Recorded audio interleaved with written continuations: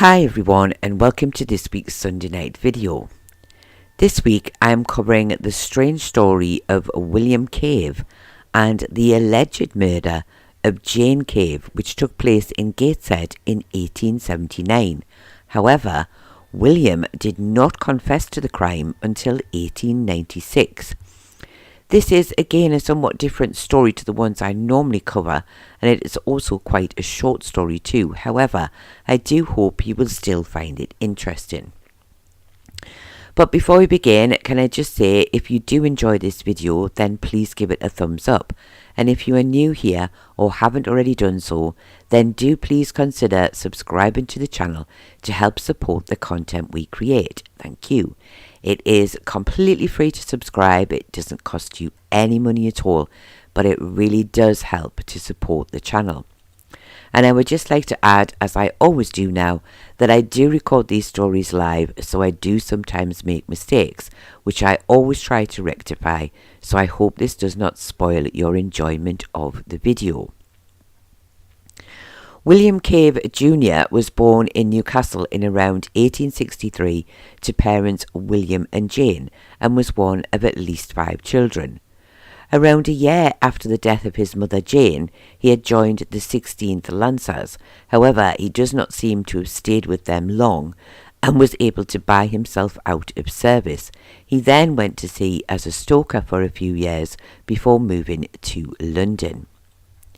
Jane Cave, the alleged victim, was born Jane Armitage in around 1818 in Newcastle to parents Mark and Jane, and was one of at least 2 children. She married William Cave Sr. in Newcastle in around 1847, and the couple would have at least 5 children together. By 1879, the family were living in Gateshead, and William Jr. was still living with them and was working as a butcher.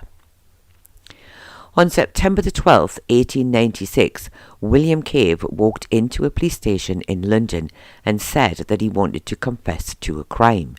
He then told the officer in charge that he had poisoned his own mother back in Gateshead in 1879.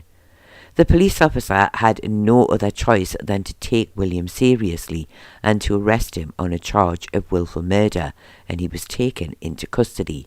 And later that day he made a full statement to Sergeant Gudgeon about the alleged murder.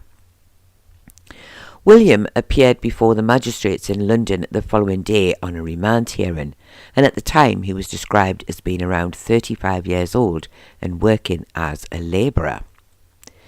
PC 56, and strangely this is the only way he is described with no name, stated that he had seen a man loitering close to the police station on Sunday the 12th of September, and he also seemed to be acting in a strange manner. He said he believed the man to be a tramp, and a short time after he first spotted him, the man, who turned out to be William Cave, had come up to him and asked him directions to the nearest workhouse. PC 56 said he had told him how to get there, and he went on his way. However, 2 hours later he returned to the police station, and on going inside he told PC 56 that he wished to speak to the sergeant at the station. He was taken to Sergeant Gudgeon, and when he asked what he wanted, William said he wished to confess to a crime. Sergeant Gudgeon said he asked him what this was, and William told him, "I want to give myself up for the murder of my mother in Gateshead in 1879. Sergeant Gudgeon said he then cautioned and arrested him, and William replied, "Very well, it's quite true." And Sergeant Gudgeon said William then made a full statement. His statement was read out in court. Now, I have not included everything he said, as some things were not relevant to his confession of murder. His statement went roughly as follows. I, William Cave of No Home, make the following statement. About September the 19th, 1879, I think, whilst living with my father and mother at 9 High Street West in Gateshead, I saw my mother in the street near to the butcher's shop that I was working in at the time. It was around 9 p.m. and my mother was coming home from the market where she sold butter and eggs. When she passed me in the street, I thought she was the worse for drink. And later, when I went home at around midnight, she was sitting at the table having a glass of beer for her supper. When she spoke to me, I thought she could not speak clearly, and I put it down to the fact that she must have had more drink on her way home. I took this opportunity to get a small green bottle of poison from the cupboard in the kitchen, and I put around 3 or 4 drops of the poison in the glass that she was drinking from, and this was done unknown to my sister Maggie and my father, who were both sitting at the table with my mother at the time. She then took a good drink of the beer. After this, my mother began to twist all over the place. She was quite ill, and we took her to bed and sent for a doctor. But the doctor was not able to tell us that night what he thought the problem was. The doctor returned the following day and said my mother was suffering from a stroke, and 3 days later she died at around 9 p.m. I am glad to make this confession, as I have not been able to settle since it happened. About 12 months after my mother's death, I joined the 16th Lancers, and when an uncle left me £100, I bought my discharge from the Lancers.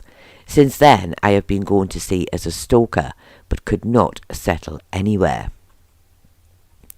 No further evidence was given at the hearing, and William was remanded for 1 week to allow the police to gather any further evidence, and a police constable from London was sent to Gateshead to visit the family and also to speak to the police there.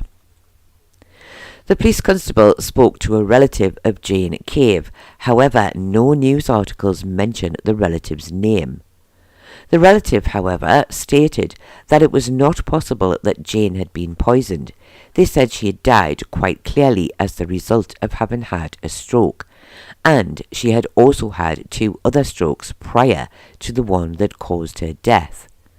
They also stated that Dr. McRae, who had taken care of Jane until her death, had been very certain that the cause of death had been a stroke. And a copy of the death certificate had been shown to the police constable, and this had clearly stated the stroke to be the cause of death for Jane Cave. The relative also stated that when living at home, William had been what was described as quite wild in his manner and had caused much upset to his family. And no one in the family had seen or spoken to him for at least 15 years. The relative had gone on to say that no one could understand why he was now claiming to have poisoned his mother. They all found it very strange. The police constable had also spoken to the officers at Gateshead, and it seems that they did not attach any importance to the confession of William Cave. It was said that had there been any belief at the time that Jane Cave had not died of natural causes, then an inquest would have been held into her death. However, no records of any such inquest had been found, and no one had felt there was anything suspicious about Jane Cave's death. It was then suggested that William, having fallen on hard times, was simply making this confession to allow him to return to his hometown, as he would no doubt have been returned to Gateshead to face trial had there been thought of any truth to the confession. And it was also suggested that he may have been suffering from some kind of mental breakdown. The police constable returned to London fully aware that Gateshead police did not intend to proceed with the case any further, and the newspapers of the time stated that William would be dealt with accordingly. A week later, William was again before the magistrates in London. This time it was stated that a letter had been received from the police headquarters in Durham. Inspector Newham said the letter stated that after careful inquiry in William's hometown of Gateshead, with interviews with the family and the doctor, it would appear that the statement that the prisoner made was not founded on fact. The inspector then ordered that William should be discharged. William then left the court without making any further comments. It is not known for sure what happened to William after this. He does not seem to have returned to Gateshead, and it is possible that he spent many years in and out of the various workhouses in the south of England. And it does not appear either that his family made any attempt to contact him after his strange confession of murder. It is possible that William died in Kent in around 1939 at the age of around 76. He does not appear to have ever made any more confessions about the murder of his mother. This was indeed a very strange story. William may well have confessed to the crime of poisoning his mother, but at no point in time did he ever give any reason for doing so. He did not speak of her abusing him or anything similar, and his only remarks were to suggest that she was perhaps a woman who drank a lot, but surely this could not be a reason for him to wish her dead. William also didn't seem to be 100% sure when the alleged murder had taken place, as he only seemed to think it was September the 19th, 1879, and it's also hard to believe that he would have been able to put anything into his mother's glass in full view of his father and sister, who he said were also sitting at the table at the time. Of course, the whole event had taken place 17 years prior to his confession, so if true, he may have remembered some things incorrectly. It is also worth considering the fact that if his mother had suffered a stroke prior to her death, then her speech may have been affected by this, and the final and fatal stroke may have also been causing her problems on the night that William remembered, making him believe she was under the influence of drink.